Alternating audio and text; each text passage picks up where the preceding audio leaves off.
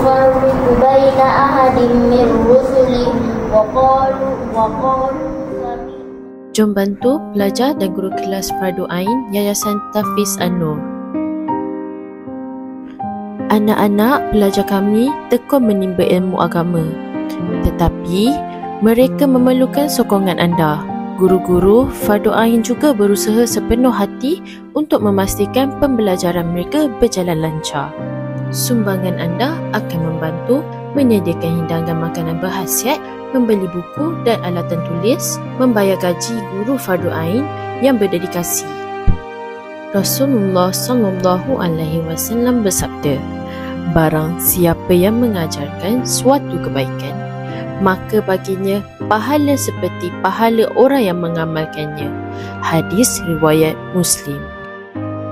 Hanya RM10 dari anda boleh mencipta perubahan besar. Mari bersama-sama kita sokong pembelajaran agama dan usaha murni guru-guru ini.